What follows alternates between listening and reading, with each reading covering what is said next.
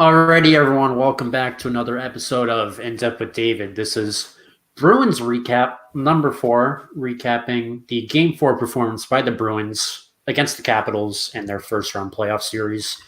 And once again, I'm joined by my cousin Bryan. Bryan, how are you doing? It was a great effort by the Bruins last night, so doing solid. Great to go up 3-1. I think it's safe to say this was probably our most complete game so far this series. It wasn't perfect, but I thought it was a complete game.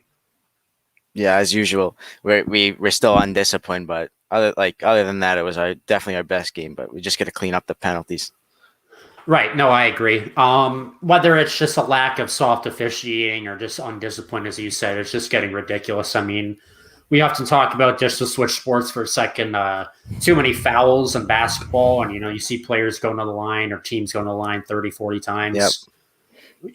Like when I saw the Caps have, 6 penalties last night, 6 power plays. I'm like, what? Something like that. Yeah. What are we doing?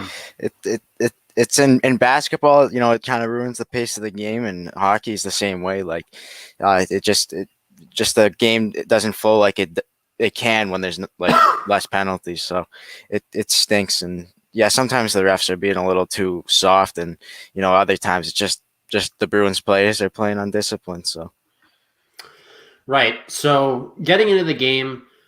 Right off the get-go, Krejci finds Craig Smith in front for a tip, but Samsonov makes a nice save. And then, as we just talked about, the penalty parade gets going, as there's too many men on the Bruins. And I believe, was there another penalty, too many men in Game 3? Was it? Yeah, Game 3? I don't know how you do that 2 games in a row. You got to clean that up. I mean, how does that happen? How? I don't know. I don't even, I can't, I'm sure it might have, but I can't recall, a single instance from, me playing where someone got too many men on the ice. I don't know, you just got to pay attention, and it's not that hard. I don't know how it happened, and I didn't catch it. I mean, I know it happened last night, but I didn't see the whole play, and I didn't really catch it like I did in Game 3. I don't know how blatant it was. Did the refs usually let it go if it's kind of a close call? And do they only call it if it's kind of just blatant, like you just said? Yeah, I would say so. But there are times if the puck's by the bench and you're doing a change, sometimes the ref will call it, but I don't know. I feel like the ref they are pretty lenient with that because you don't see it too often, and it's such an easy penalty to avoid. Right. And then Caps go on the power play, and then Coyle trips Jensen, so it makes it 5-on-3 Capitals right at the beginning, and just not in a good spot at all. No, just the discipline. It's killing us. But, well, we didn't pay for it in this game, and our penalty kill was pretty good again, but we can't keep taking penalties. Right. I mean, I thought for the second straight game, the change in mentality for our PK unit was great and being more aggressive. Just as you said, and as we talked about earlier in the series, the Capitals were the more aggressive PK unit, and it led to them winning Game 1. I mean, I believe it was a reason they won Game 1, and then Game 2, it was a reason why they were almost able to win that game too. So for the Bruins to change that mentality, it worked out. Obviously, we saw it work out in this instance as, we're challenging players more. We're not doing like we talked about, we're not letting the Caps just pass the puck around, just let them dance with it. So it's good to challenge their players. And we're able to kill off the 2-man advantage just as huge early in the game. Yeah. You can build momentum off a kill like that. Right. And then right after that, Nick Ritchie had 2 good chances. One was a wraparound and one was, right in front of the net. Nothing comes out of that. Then Pastrnak had a good chance in front, and we'll talk about Pastrnak more as the game or as this recap goes on. But this has got to be one of Pasternak's best games in a while because he could have figured he could have scored multiple goals just in that first period alone. He was getting some great shots. Yeah, and that's what you like to see when he's shooting the puck like that, and he was getting in good areas. It wasn't. Sometimes Pastrnak can be stationary, almost like Ovechkin is, how he sits in one spot. Sometimes Pastrnak gets caught up in that, and you'll see it on power plays from time to time. And I don't think that's not Pastrnak being as effective as he can be. He's more effective when he's all over the ice and he's getting shots from everywhere, not just sitting in one spot and taking one timer. So we saw a lot of him last night, just shooting from everywhere. And he could have easily had a hat trick, no problem. Right, and it's one thing for him just to throw it on net and hope something happens, which we've seen him do, where he just throws it on net and Yeah. hopes someone who's in the crease just can make a play. But as we talked about, I think this is a huge X factor in the series, having Pastrnak be more explosive and having him take matters into his own hands, because we all know how good of a goal scorer he is. Ever since he's come up, he's back in like 2014. He's been really dominant. Multiple 30 goal seasons. Has he ever scored 40 in a season? Yeah, he scored. I don't know the exact number, but he definitely scored 40. And then him, I don't know, was it last season? I'm not sure. I think it was the shortened season. Him and Ovechkin split the Rocket Richard for most goals in the league. So it's so good to see him score and having a player like that. Right. So it's just good, and I think he needs to continue doing that, because him being explosive, it's just just another added element to us being able to clinch the series at this point. I mean, we're only one game away, so if he can keep this up, we're going to be in good shape. But after that, I mean, other than that, in the first period, I thought this was amazing. The Bruins held the Capitals to 10 minutes without a shot on goal. That was phenomenal. Yeah, that is, and we haven't even been close to that. I want to say for most of the games, because it seems like the Caps, outplay us a lot of the time, but not last night, and that was great to see. Give Tuukka a break. Right. I thought the defense was phenomenal last night, limiting the great chances that the Capitals had. Obviously, I think we talked about this in text too. Like, we'll get into it, of course. We're jumping ahead a bit, but the second period at the end kind of was a little scary. But, I thought the defense did well last night. Yep. Then after that, Mike Riley drawed a penalty. I'm just looking to see what it was. It was a tripping penalty by Michael Raffl on the Capitals. So the Bruins go on the power play. And then Coyle gets a nice opportunity right before the horn, and he ends up dinking the pipe. But even though he didn't score, I mean, it's just, I thought, again, like, our power play units, both shorthanded and on the power play last night, lights out. Yep, like, we're getting into a rhythm.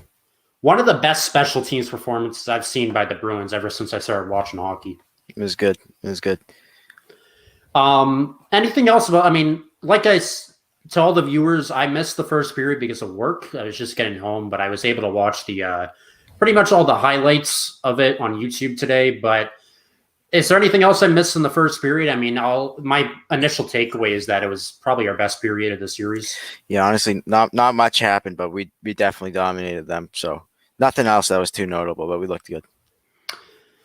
Then heading into the second period, Krejci deflected a pasta shot from the left side, but Samsonov made a nice save. And then this is becoming the meme of the series, but Tom Wilson dinks the post again. Thank God he's hitting the post and not the back of the net. Like, that would not only aggravate Bruins fans, that would probably aggravate the whole league. So this is like the third or the fourth time he's done that. I mean, this has got to be like karma from the hockey gods. It's got to be, yeah. And then Raffl, that was the crazy thing too, because Raffl came right out of the box, and then he found Wilson. So it was like a crazy play where he got the puck right out of the box, found Wilson for a backhander, and thankfully he dinked the crossbar. Yeah. I don't think there was much the Bruins could have done in that situation, though. That was just kind of unlucky with the puck placement. Yeah, you just gotta be. I don't really know either, because it's always tough when you got a guy come out of the box. He's like always way behind the defense. And I think there was a game at the end of the regular season where we were in the offensive zone and we had the power play for a few seconds, and I think we were against New Jersey, and they won the faceoff, and they had the guy coming out of the box, and he was sent on a breakaway, and he scored. So it happens, but you gotta live with stuff like that, because it's like it doesn't happen too often, and when it does, it's kind of lucky, just the timing and all that. So, yeah, right. And later in the period, Hall was able to break through the defense, but he got denied by Samsonov's pad. And Samsonov was visibly shaken up by making the save on this play. I don't know where he got injured, but once there was a stoppage in play, he went over to the Caps bench and they checked on him. Do you think this is something that could be a nagging problem for Samsonov moving forward? I mean, it seemed like he was able to, wipe the dust off of him for the rest of that game and just, finish off the effort. But do you think this is going to bother him? I mean, I don't know. He did play he played, I think we had like 40 something shots, and so he had to have another strong game. I mean, he let in 4 goals, but still those aren't all on him. He faced a lot of shots. So, I mean, I don't think he definitely was dinged up after, but I don't know how much it actually affected his play afterwards. So I think he'll be all right. And man, that Hall was fly. Like it is so nice to have someone so skilled on our second line. It really opens up our team and makes us much more dangerous. And on that chance, he was flying up the ice and made a nice move around the Capitals defenseman. But yeah, Samsonov made a good stop. But if had that gone in, that would have been another highlight reel goal from Hall. Right. I mean, it's just I don't know. Do you think this is like a change of scenery for Hall is just really, inspiring him to play better? Because it would have been just so easy for him to, as if when he's still playing in Buffalo, to say like, this is a lost season. If the team sucks, why don't I just suck with them? But now that he's in a great situation in Boston, he's really prospering. Yeah, I don't know if he's ever been on like a team that really has the prospects to make like a deep playoff run. So I think now that he has that for pretty much the first time in his career, he's just taking full advantage of it. He wants to win that cup. Do you think someone else like Craig Smith on that second line with him? Obviously, he had a solid year this year with the Bruins, but is this someone who's overachieving for the team right now? Like, is he playing better than he really is? He might be, but I mean that line just clicks. So I don't know. It might just work out that way that he does put up. He's always hustling too. That's my favorite part about Craig Smith is he never takes his foot off the gas. So I mean, whether he's putting up points or if he's overachieving, as long as he's hustling like he usually does, he's in a good spot because he makes plays on defense. He keeps the puck in the zone on offense, and he's really effective whether he's putting up points or not. So I don't know if he's he might be overachieving, yeah, but even when he's not putting up huge numbers, he's still an effective player out there. So I like what I see from him. Before he came to the Bruins, was he what was his how was he as a player? Like, how do I phrase this? Yeah. Like I think he put up like multiple 20-goal seasons, that's like really solid. And, that's really why we brought him in for depth scoring. But I mean, he didn't like run a line or like he was never like a go-to guy, but he was always just like a solid piece. And, that's what we've seen from him so far. So I guess you could probably say he's overachieving a bit, but I mean, we didn't bring him in to be like a star or anything like that. We just brought him in for some depth scoring and he's done just that. And so he's looked good. Right. And I mean, had the heads-up play at the end of Game 3, double overtime winner. Just a huge clutch play by him. Do you think that in hockey, and I'll use the Bruins OG Murlot line as an example with Campbell, Sean Thornton, and who's the other guy? Daniel Paille? Yeah. This is probably a bad example, but they obviously, none of them were the greatest players in their category. But what made that line so great, even though it was the fourth line, was the fact that they all had chemistry together and they were able to build a rapport with each other after playing together for so many years. Do you think that chemistry sometimes overrules talent in determining if a line can be great? Yeah, for sure. Definitely. I mean, personally, when I played, I had the same line mates for like multiple years. And, none of us were the best on the team, but coach would always trust us in certain situations because we played together for so long and you were able to find each other without really like looking, and you just knew where the other person would be. And it's stuff like that when chemistry can overtake talent. Is it impressive that Taylor Hall was able to develop such good chemistry with both Craig Smith and Krejci in such a short time, since we traded for him a little over a month ago, I think, right? Yeah. I think like April. Yeah, it's like April 12th or something, but it is impressive. But, he's such a great player that it's not, I don't know if it's necessarily surprise. Well, it is a bit of surprise considering how he performed the past like few seasons, but we knew he had like special talent and we knew he had a lot of skills. So it is surprising that he built it up so fast, but at the same time, like you could almost see it coming because just he's such a talented player, and Krejci is too, and Craig Smith is just like a heart and soul guy, and he just hustles. So the line like has a mix of different talents, and I think they all work well together. So moving on from that, we're going to get to probably the most controversial play in this game, the hit on Kevin Miller by Orlov. Dirty. There's no way to work around it or beat around the bush. This is a dirty play. Orlov left his feet, and that's one. He left his feet. I looked like he made contact with Kevin Miller's head. Like Miller, there's no way Orlov is getting like Kevin Miller's body on that play. He just got all upper body and like around the head area, and it was nasty. The Miller fell back and looked like he almost hit his head again on the ice, and he was hurt afterwards. And I think Orlov initially got a 5-minute major, and then they like reduced that to a 4-minute. I don't know why. And Jack Edwards was talking about that the whole game. He did not let that one go, and you can see why that was a vicious hit. And I mean, I don't know if Orlov like. You never really think the guy is trying to injure the other player, so I don't think Orlov was, but it was just a dirty hit that he shouldn't have made. And there's no reason for him to make a move like that. Like, you often see in hockey when a team's losing and they're frustrated, they'll take, like, I guess the classic example, and you know this probably more than anyone because you're a hockey fanatic, where if you're losing by a lot, you might take a slapper on the goalie after the whistle is blown, just from frustration, and then an all-out brawl will get started. That's just coming out of frustration. What the heck is Orlov thinking in a 0-0 game? I really don't know. And you look at it, like I watched it again before this, and Miller didn't even have the puck. Like, it was a late hit on top of everything else, so I really don't know what he was thinking. Like, it was at the head, and as you said, he left his feet. I don't know how that starts as a 5-minute and then gets downgraded to a 4-minute. I don't know how that happens.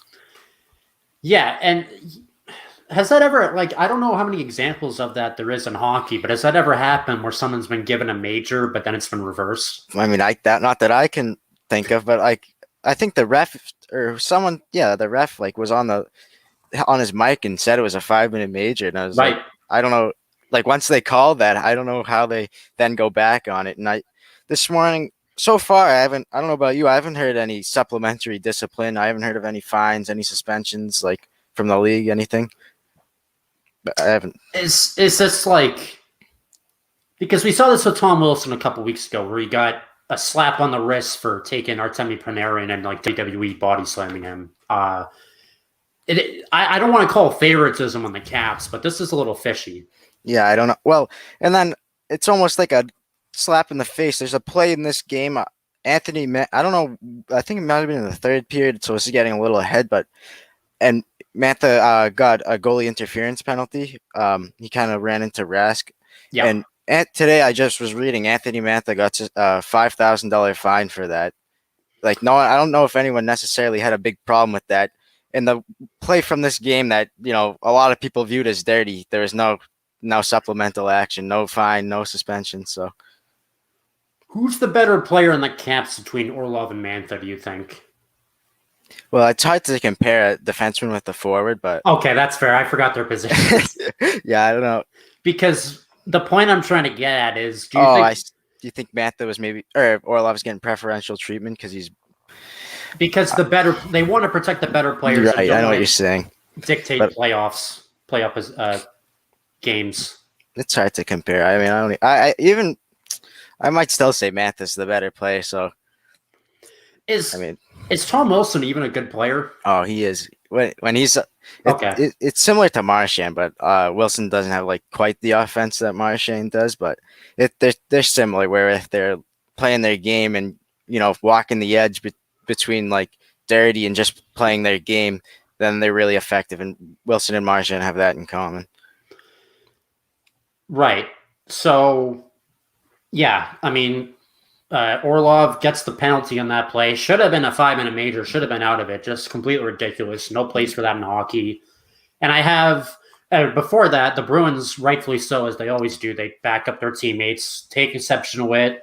I think Craig Smith charged at him, and Nick Ritchie got into it with him. Yeah, and I think Carlo somehow, I don't know if it was that play, but I remember Carlo ended up in the box at some point. I don't even know if he did anything, but yeah it's not. Sorry, you go.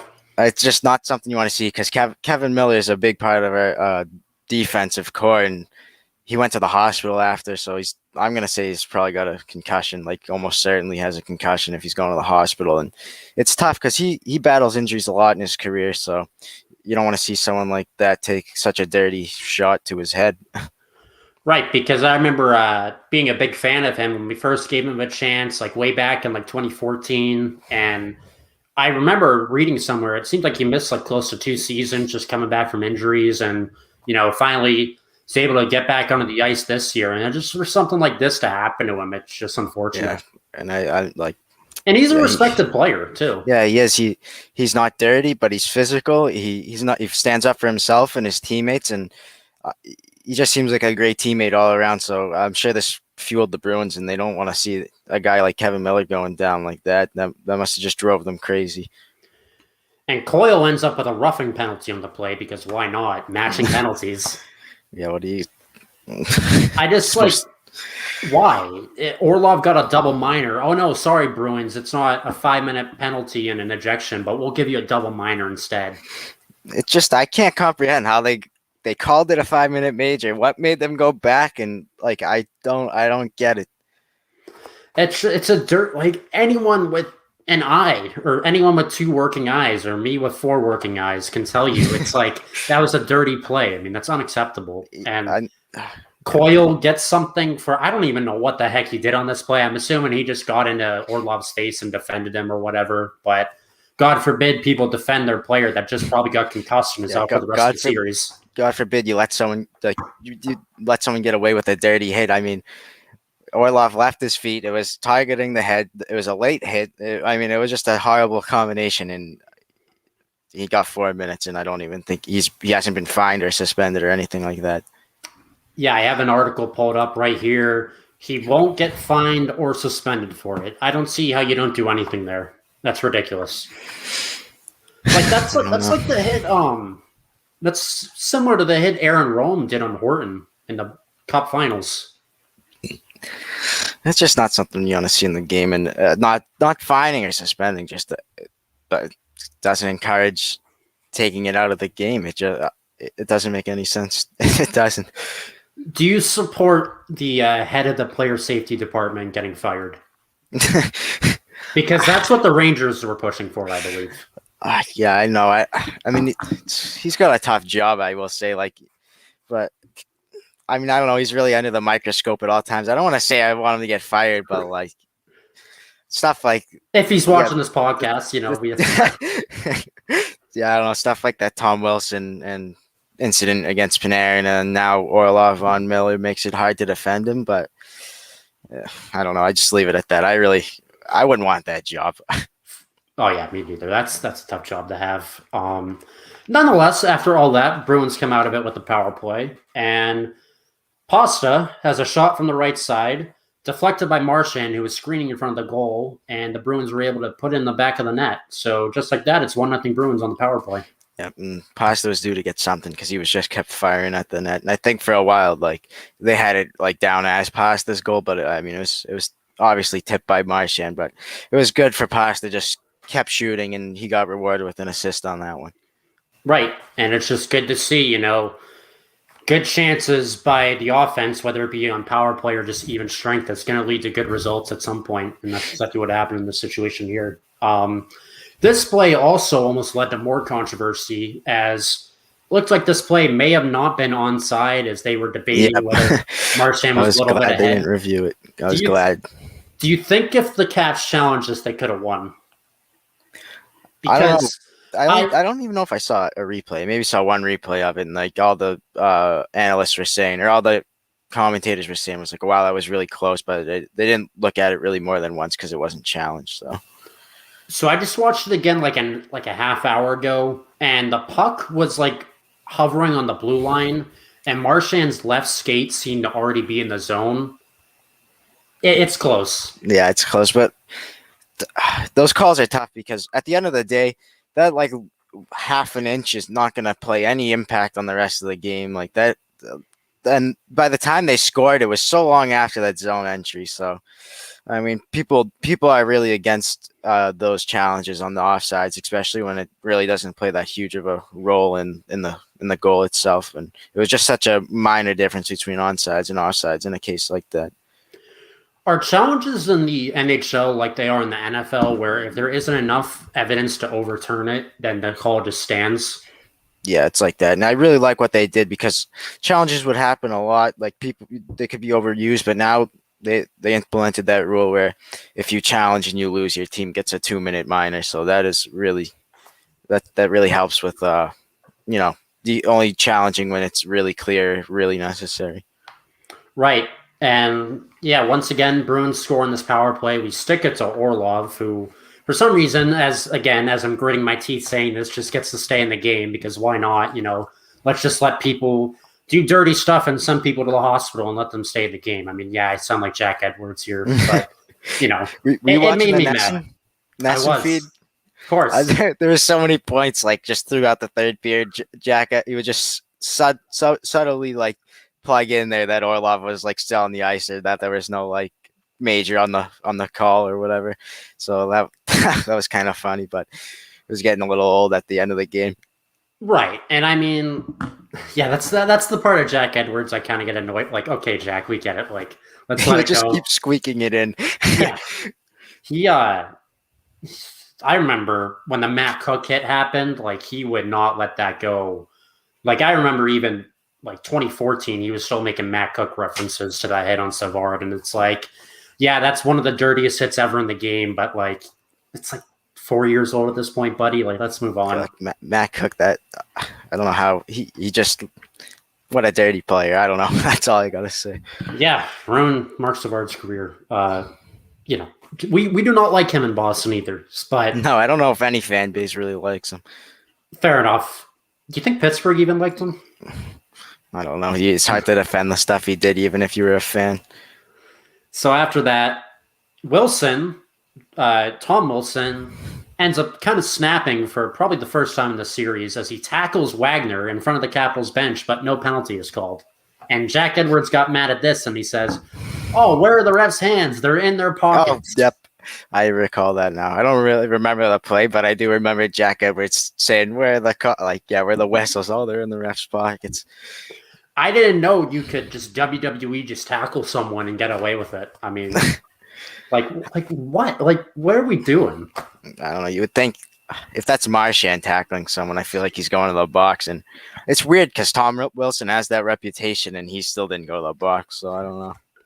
I.e., flashback to him tackling Artemi Panarin just a couple weeks ago. I mean, Yep. This is just the stuff that makes me mad. Like, if you're going to call 20 penalties on each team, so be it. At least you're being consistent. But Call the obvious ones. yes, exactly. I don't even know. Oh God. Officiating in all sports just grinds my gears right now. But after that, Bruins end up going on another power play as Hathaway gets a roughing penalty. And we got some good opportunities on this one. We didn't score, but Pastrnak threw one on net for Krejci in front. Krejci tried to jab it home, and then Pasta ended up going around the net, found the puck again, shot it, but it went wide. Yeah, he had so many good chances. I remember that one. We thought that was going in for sure, but I mean, he was getting chance after chance, so we knew he was due to get one eventually.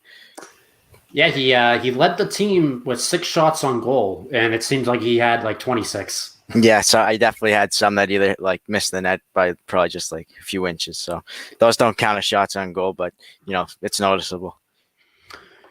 Would you say he was the best player last night? I probably would. It definitely was his best game of the series, and yeah, when he's on, like if he just keeps up what he was doing last night for the rest of the playoffs, we're in really good shape because he's really like one of the last guys that we needed to turn on, and we saw him activated last night. Right, and I mean, if we can get him going, Marchand's obviously had an up and down series, but offensively he's been hot. Bergeron, a little bit off last night, but I thought he was still solid. And if we can get the ball going, I mean, good night. See you later. Good luck stopping that line and then having to face Taylor Hall on the second line. And right, the second line's just been solid since the beginning of the series too. So they're just all. If we can get them all in unison, it'll be happy endings for the Bruins. But yeah, so nothing happened on that power play. Later in the period, DeBrusk ended up finding Clifton, who was breaking in the net. And Clifton had an underrated performance last night, both defensively and offensively. He got an opportunity breaking in the net, but he ended up shooting it wide. But I mean, Clifton isn't someone who I knew too much about before. Obviously, I feel like he's been kind of like in and out of the lineup for the Bruins over the years, but he's pretty serviceable, if you ask me. Yeah, he has moments. He's like a lot of our defensemen. He's not huge. He's not. He's like pretty undersized, but like by normal NHL standards, and he can skate with the puck, and he's good at moving the puck, and he's not like a liability on defense. So Who are the main competitors in the Bruins organization fighting for a spot in the lineup with Clifton? Because as we just talked about, it seems like there's kind of like a revolving door with some of the defenders on the Bruins. Yeah, so I think Lazan is one of those guys, and I mean, yeah, I Has don't know. he played this series? I don't think he has. Lazon. Uh, I want to say, I think in game one, I don't think Clifton played game one, and I think Lazan played in game one. I think, Who would but you go? Sorry. I'd probably rather have Clifton on the ice because yeah, he's good at moving the puck, but I think where you might not, I don't think we put Clifton out on the penalty kill, and that is one thing that I know we have Lazan on the penalty kill from time to time. So, I mean, it each player has their advantages and disadvantages for sure, but I think I'd prefer Clifton. And then DeBrusk gets a slashing penalty on Mantha, so the Caps end up going to the power play again. Yep. Anything to add to that? I know we got a slash that was pretty weak. Yeah, it was on Mantha, you said? Yeah. Yeah, I think that was like a pretty weak one, if I remember correctly. And then Schultz has a nice drive, and the rebound goes to Eller, but Eller's shot luckily went wide of the post. And Ovi, this is what we were talking about. Great possession or great shift by Connor Clifton, as on the power play, we're able to shut down the Caps. Ovi has a bullet from the point. Clifton takes one off of his leg, and it's a big reason as to why we're able to kill the power play. I think Clifton and Carlo both blocked some shots from Ovi last night. Were you impressed with how the forecheck was last night? Because obviously you talked about in the first game and part of the second game how you were disappointed in the way we were forechecking, and obviously we need to do that if we want to have a chance in this series. But what did you think of the forechecking last night? Yeah, we were much better getting the puck in the zone, and when we did dump it in, which I don't think we really even needed to do much last night. We were just the first one on pucks, and if the Capitals beat us, we were getting the puck right back. So we had our forecheck was on last night, and it was much better than the previous games. And then Bergeron, just when we let the Caps off the hook, ends up taking a delay game penalty. See, I kind of forget this one. Was this more his fault, like a mental error, or was it just kind of like unlucky? I mean, a little bit of both. You never want to put it over the glass, but he was just trying to get it out, and unfortunately, it just went right over the glass. So, I mean, you'd like to see him just throw it up the middle. At the same time, it is dangerous to throw it up the middle of the ice, but just try to keep it away from the top of the glass. Are these mental mistakes by the Bruins so far in the series, such as the too many men on the ice and the delay game penalties, could they be our kryptonite and potentially not making it easy for us to close out this series? Yeah, definitely could. It's things like that. But the good thing is they're easily fixed. Like, just put that puck in a different spot. Don't throw it right near the glass. That's pretty easy to fix. And obviously the stuff with too many men, that should be cleaned up easily. I don't know why it's been such an issue. I know we used to get a lot of those with Claude Julien, and from what I've heard, Claude Julien just is, when he's behind the bench, he's quiet and he doesn't say which line needs to get up. He just sits there, and so I can understand under Claude Julien why you would take too many men, but I don't know. I haven't heard anything about that from Bruce Cassidy. So I don't know how we're taking these too many men. It's easy, I think, to underlook or not ignore these mental mistakes when you're winning games. And, obviously we won last night pretty handedly once we took over in the third period. We were able to steal winning game 2, fight hard in game 3. But, yeah, these mental mistakes add up and they can easily, cause bad play. I mean, we saw Marchand take a stupid penalty, lots of stupid penalties in the series, and obviously Ovechkin had a goal in game 3 in the power play to kill us. But do you think this is something that Bruce Cassidy, going back to him, is this something that he's addressing to the team after the game? Like, we really need to clean up these mental mistakes? I mean, you would definitely think so, but from watching the Bruins, and I watched a lot from the trade deadline on, there were times where we could not stay out of the box. Like, it really isn't a problem that started in the playoffs. We've really been dealing with it like since about the trade deadline and just through stretches of that time between the trade deadline and playoffs. I want to say like there was a period of like, I don't know exactly the number of games, but we were like the leaders in the league and just in penalty minutes. And I don't know what it is with our team. We just seem to have issues staying out of the box. So Bruce has definitely been drilling it into their heads for quite some time. And for whatever reason, we're just not picking up on it because we've seen it in this series. We just are having a tough time staying out of the box. And some of those easy ones, like the just flipping it over the glass, he probably doesn't even really need to say anything because you just know, like, just we can't be putting it over the glass. But just for like the tripping and roughing and all of that, I'm sure Bruce has like said, guys, just cool it down. Like we don't need to be shooting ourselves in the foot in games. So it just hasn't got through to us yet. And then on the power play kill, Marchand goes to chase the puck, and Samsonov fielded it outside of the crease. And I don't know what happened, but Samsonov like crouched over after Marchand passed him. It seemed like he was begging for a penalty. I don't want to say he flopped or something, but Edwards also had a problem with this and is like, Samsonov begs for a penalty. Oh, please. Oh, yeah. He failed acting class for 3 times or whatever. Jack said something like that, I think. Because I don't want to say he flopped, but did you see what happened on that play? Like, did Marchand clip him on the way by? I don't know. I mean, I know what you're talking about for sure, but I don't remember. I don't like specifically remember the play. And I just remember Jack saying Samsonov must have failed acting class 2 times because that was like a dive or something. So I don't know. Jack Edwards said it was a dive, but that isn't saying much considering his track record.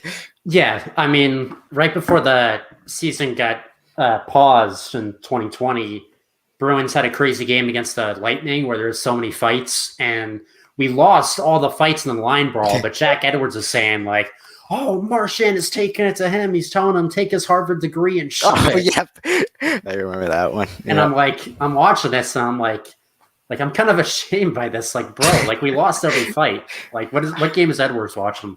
But that's why we love him. We love him when we hate him. I think he kind of gets a bad rap. Yeah, I was just gonna say when he's calling the game and he's not, being a homer and saying stupid things, but when he's just like straight up calling the game, he gets excited no matter if it's us having the scoring chance or the opposing team getting the scoring chance, or no matter who scores, whether it's us or them, he's always like yelling and at least showing like emotion no matter who scores, and I like that about him. And people outside Boston and a lot of people inside Boston just can't get by the homer stuff, and really, if you're outside of Boston, that's all you see. But I mean, I do like him at times, and sometimes the homer stuff is overwhelming. But he does get like overlooked in some aspects. Yeah, he's great at calling the game. He has a lot of underrated quotes, great vocabulary, but he does hold way too many grudges, which is a little cringy. But he's solid at his job, and that's all we can ask for. Solid announcer. Moving on after that, Tom Olsen got a shot right in front of Rask, but Rask made the save. And then as the period was ending, Mantha had an interference call as he had a little scrum with McAvoy, kind of like playing with McAvoy's face or whatever. And I think McAvoy got like poked in the eye. But Bruins got on the power play again because I think that interference on Mantha, I think it was against Tuukka, and I think that was where Mantha was fined the $5,000, which I don't think anyone saw coming. Oh, so that was actually in the third period. This was like something that happened. It's been a long second period. Right. It's Mantha, like it was like a little dust up after the puck was tied up by Rask, and McAvoy and Mantha got tied up, and Mantha just kept on like giving him noogies or whatever. McAvoy was like bleeding down his like nose kind of, and I think he had a previous cut there, so I don't know if Mantha must have just reopened it. Yeah, so just another, kind of weird play from Mantha. I mean, I don't know what you're doing. Like, you just got to keep your discipline, but that's kind of been the theme of the series is players taking the beat. Yeah, it is. And Mantha's a big boy. He's like 6'5", and he flies. I don't know if he flies, but he moves pretty well for being 6'5". And when him and Ovi are on the ice together, those are two big bodies that can produce offense. So when Mantha's on, he's a scary player. And even if he's in a scrum being 6'5", he's a scary player. And the power play for the Bruins carries into the third period. And do you want to tell the viewers what happened 29 seconds in? 29 seconds in. So once again, I don't remember the exact details leading up to it, but that was the Pastrnak goal, right? It was. Pastrnak wired one. I think it went under. It was left side, and I think it went under the goalie's Samsonov's glove or blocker on the left side. I can't remember, but it was an absolute sniping pass. He was grinding for that. The amount of shots he was taking out to that point, and he wasn't shying away from any opportunities. And it was so good to see him get rewarded by he just sniped that one, and it was a great shot. So McAvoy passed it to Pastrnak. Pasta had a rocket from the right side, the right face-off circle. 29 seconds into the period, Bruins extend their lead from 1 goal to 2 goals, making it 2-0. And I finally get to say, the viewers don't know this, but my favorite catchphrase in all of sports is when pasta scores, I get to say pasta is on the menu. I texted that immediately to Brian when that happened. I'm like, finally, I get to say that in the playoffs. It's a great moment. Yep, it was so nice to see him get that because he was absolutely due. Oh, great game last night. I mean, he was starting to turn it around after a slow start to the series. So just good to see him get rewarded. And the Bruins actually caught Bruce Cassidy on the bench. He got a smile out of the goal too, which is kind of weird. You don't see him show much emotion besides, getting angry at penalties. So it's just good to see him smiling about that stuff. So Bruins go up 2-0, and then right after that, we're not done as Coyle found DeBrusk alone breaking towards the net. Jake ended up missing high on the breakaway, but the puck goes high off the glass, and just this is a heads-up play. Like I think you've mentioned the hand-eye coordination, hand-eye coordination a couple times, and DeBrusk stayed with it off the glass, batted it to Coyle, who just backhanded it in. So 3-0 Bruins, and we scored 2 goals in 34 seconds. Yep, great job by DeBrusk sticking with the puck. Like the awareness to just track the puck as it bounces off the glass, and just he like kind of batted it back right to Coyle's stick right out of midair, and Coyle put it home. How hard of that is a play to make? Because I feel like that's extremely hard with DeBrusk. Yeah, like you don't know once it hits the glass, you don't know where it's going, you don't know how it's going to bounce, and hitting anything out of midair is difficult. And DeBrusk, like just in motion, he was flying on that breakaway, and he just had like the mental, like he just knew like to stop and just wait for the puck to come down, and it was like really impressive. So he didn't get rewarded with the goal on the breakaway, but I mean that was a really nice play he made, and the goal Coyle scored wouldn't have happened without it. And I think it's been a pleasant surprise for Bruins fans the way DeBrusk has played so far. Fantastic series. Maybe the most. I wouldn't say he's had the best. I mean, obviously he got off to the hot start, but he seems like he's just had an all-around solid series after somewhat of a lackluster regular season. Yeah, because sometimes you'll see DeBrusk and you'll just know, like, I don't know, sometimes it just doesn't look like he's giving it his all. He skates with 2 hands on his stick at all times, which doesn't help because that kind of just looks like you're not hustling even when you are. But there are just times where he just doesn't look engaged. But this series so far, and this he's like a lot better than regular season, so that's really good. And if he continues like that, that gives us like 3 dangerous lines. So it's really nice to see. So would you say this? I mean, it's only been 4 games in a 1 playoff series. Obviously, hopefully the Bruins make it farther this in the postseason. But from what you've seen from DeBrusk so far in the postseason, does this make you feel more confident about him staying on the team in the future? Because a lot of the fans, from what I understood, weren't like. They were content with DeBrusk getting another contract, but they weren't thrilled. Yeah, I don't know, because in the past 2 regular seasons, he has just put up numbers that aren't great. And is he making? I think he's not making too much, and we only gave him a 2-year deal. So just because we knew like he was a bit of a wild card, so I think his contract's not bad, but just if he wants to stay here, sometimes it looks like he needs to put in more effort, and hopefully if he can get back to that. He had a 27-goal season. If he ever gets back there, we'll be so happy to have him. But I don't know. Sometimes I wouldn't mind seeing him walk. Then right after the goal, Tom Wilson finally reaches his breaking point in the series as he takes advantage of Nick Ritchie, who is on the ground, by cross-checking him. Ritchie grabs his leg. An all-out scrum happens, and then Brendan Dillon ends up joining the fun at one point while Ritchie's getting held back by the ref because, that's always a great idea to throw a punch at someone while a ref's around. I mean, great thinking, Brendan Dillon. Yeah, I think this might be actually the time when Carlo got the penalty, but it was. Yeah, so I don't even know what he did, but he got one. And then I know. So Ritchie was on the ground and Tom Wilson had him like cross-checked there or whatever. And Ritchie got up. I think he was ready to go, but the ref was in the way. I would love to see that. I don't know how it would go for Ritchie, but that'd be quite the brawl because they both have some offensive skill. I mean, more so Tom Wilson, but seeing guys that can produce offensively, and they're both big guys too, so it had potential to be a good fight. But The refs didn't let it happen.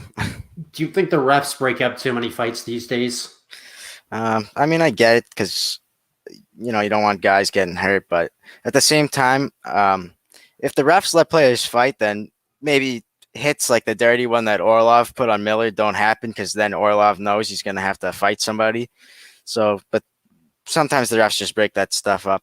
But it almost allows when fights aren't broken up, it's like the game kind of polices itself because if you make a dirty hit or you take a run at a guy, you're gonna have to answer to someone, and so maybe you'll think twice before doing it. But refs breaking up fights kind of it's good at points, but it also kind of takes away from the aspect of the game where it is able to police itself and players just stay in line because they don't want to answer the bell.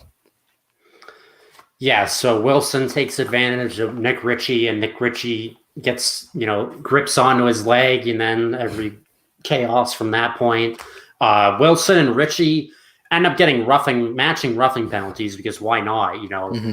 I'm going to cross-check you on the ground and rip your helmet off, but you're only going to attach to my leg, and you're both going to the box because that makes sense.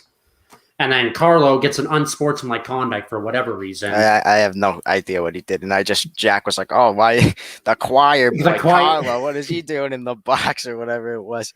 He's a choir boy. If you're going to give unsportsmanlike to anyone, do it to Brendan, the idiot Dylan. He had no reason to get involved in that. I mean, whatever. Did that give the Caps run the power play after that? Or? The Caps got a power play out of that whole thing. How do the Caps, the instigators... sorry, you suck so much that we scored on you again. Hopefully that's not karma, knock on wood. But sorry, let me rephrase it. Sorry you suck so much on that play that you let us score, but you get mad and you get a penalty out of it. What is this hockey? Yeah, I want to know what Carlo did to get that unsportsmanlike because I still don't know. Yeah, right. I mean, geez, I don't even know. Let's take a couple seconds to address these comments. None of the Bruins penalties were stupid. I agree. I think it was more so just the getting kind of victimized by the refs' mentality of giving matching penalties. But I would say the only one that maybe you could make an argument for being stupid was the delay of game. Or the too many men. That's true. That one too. So, yeah, that was that. And then Orlov Miller fight, Ruffs Miller.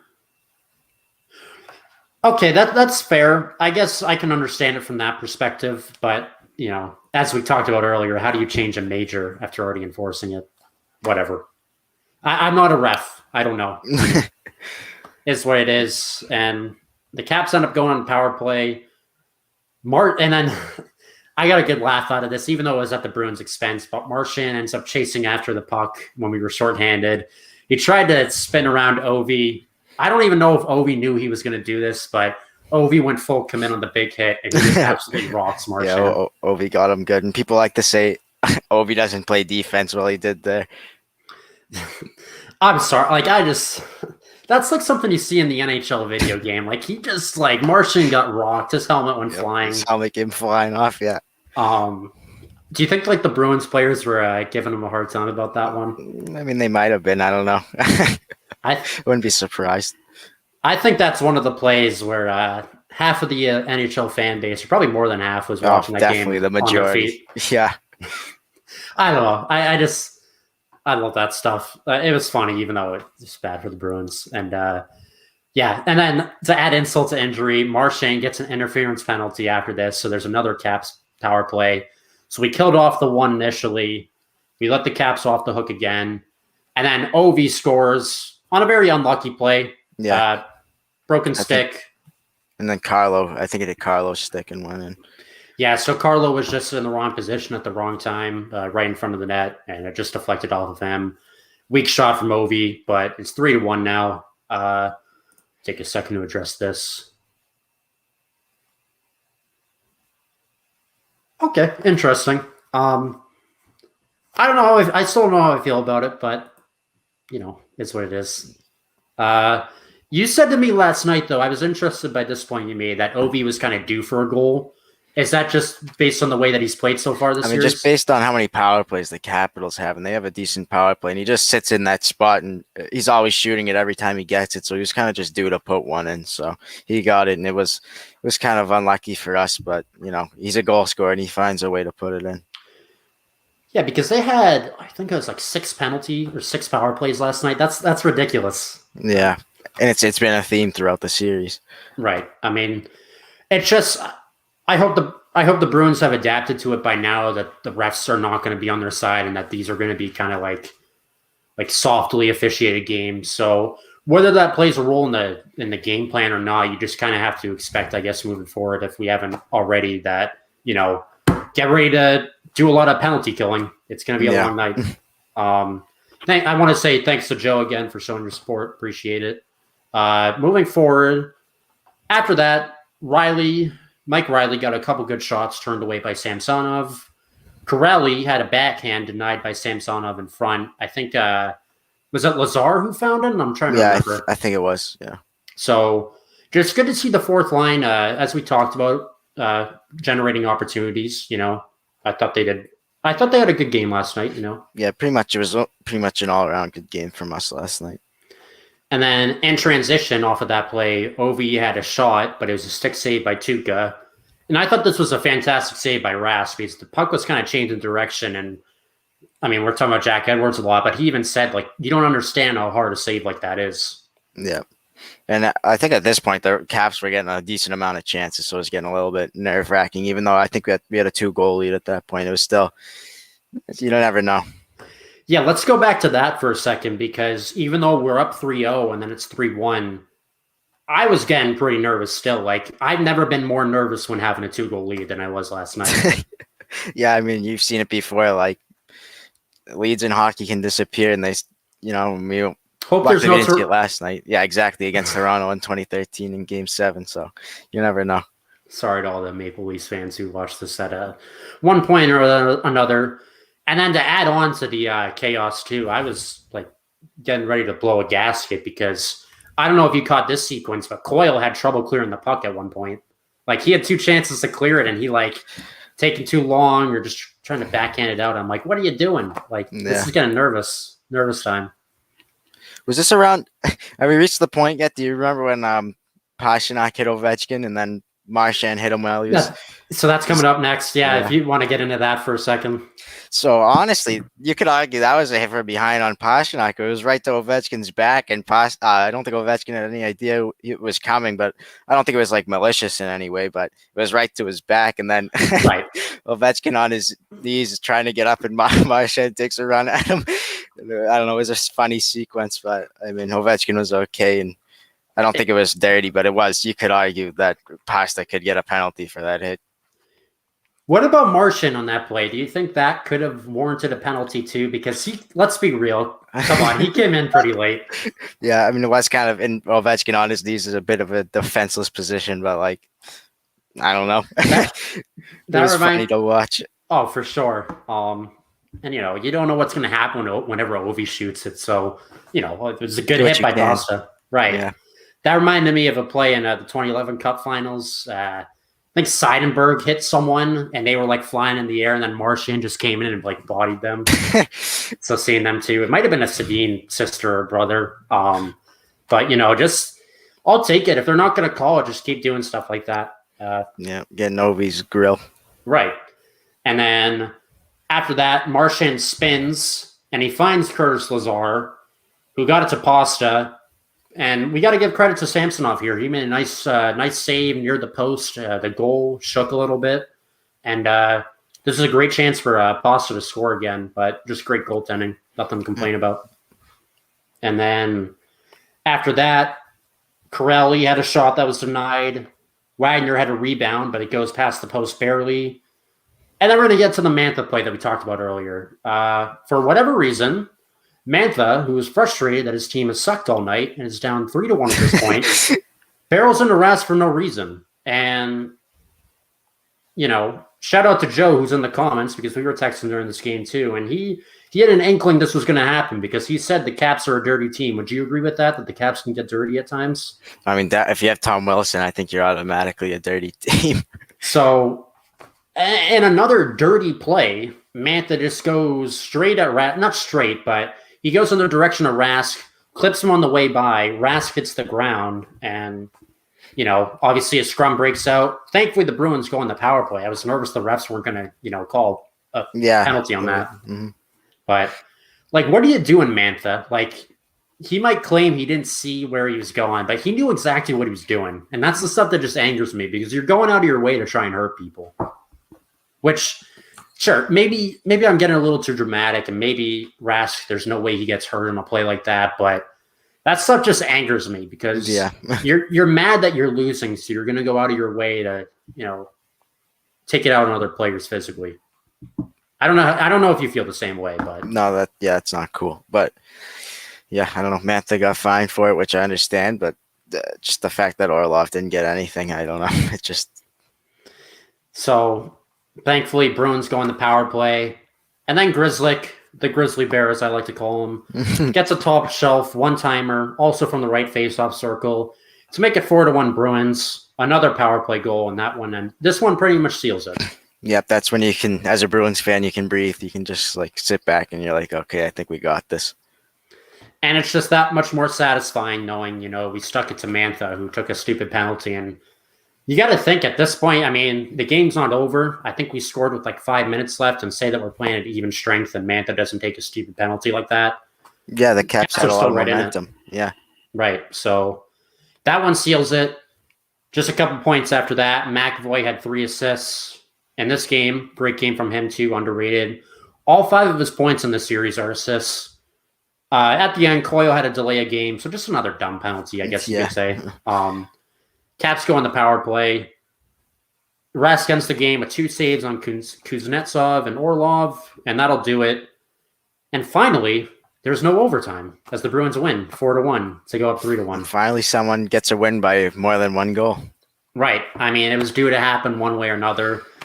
Happy it's on the Bruins side, but you got to love it. And just most complete game of the series for the Bruins, and we're 1 win away from closing out the series.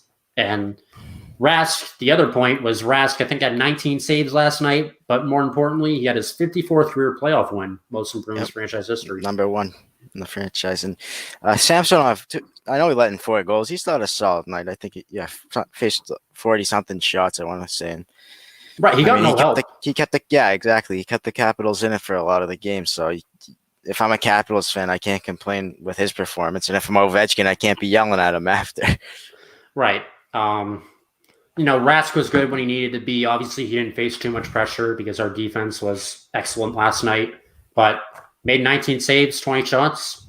Great performance from him. And we will see the Bruins again tomorrow night. How do you think the game's going to go? All right, so I know I took the series to go 7, but after I saw last night's game, we were clicking, and I think we can carry that into the next game because we kind of did that we looked good in the overtime in Game 3, and you can see we carried that over to Game 4, so I think we can carry this again. I think we can carry it over into Game 5. So I think we're gonna win Game 5. I think we'll end the series, and I score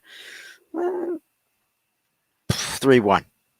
Okay, I'm gonna say Bruins win. No surprise, right?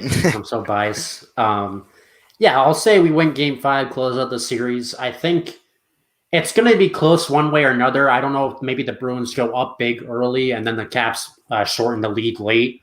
I think it's going to come down to the wire. I'll say 3-2. Maybe we're up 3-1 at one point, and then the Caps score another one to make it interesting. But this isn't going to be an easy win for the Bruins to close out the series at all. The Caps are going to make us work for it as they've done all series. Yes, I mean, I'm triggered at some of their players for the way that they've been playing dirty, but that doesn't take away from the fact they're a great team. And, they may be down 3-1, but this series could be far from over. But this is a great spot to be in if you're a Bruins fan. And if you're on the Bruins. Out yet. Right. It's far from over. So, another game tomorrow night. It's at 7, I think. I want to say. I think so, yeah. So we'll be back with another recap after that. That's going to wrap it up for this recap. Let me just remind everyone to hit that like button, absorb that subscribe button. We will have more Bruins recaps coming after the Game 4 tomorrow, or Game 5 tomorrow. I will have a Red Sox recap coming with Ricky again once he recovers from his surgery. We'll probably do the last 2 series that the Red Sox have played, so stay tuned for a nice little bonus longer recap. So look forward to that. Patriots recaps will be coming once the season resumes or comes back again, and I will start doing Celtics playoff recaps with one of my friends once playoff games get underway. Obviously, they're playing tonight.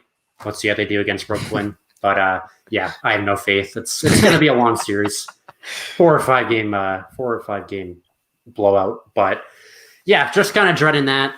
But that's going to really do it. Oh yeah, personal interviews are coming too soon with a friend of mine from college. Look forward to that. Reality TV show recaps for Survivor and Big Brother will also be coming to this channel. So just stay tuned for all this stuff. Look forward to it. That is going to do it, guys.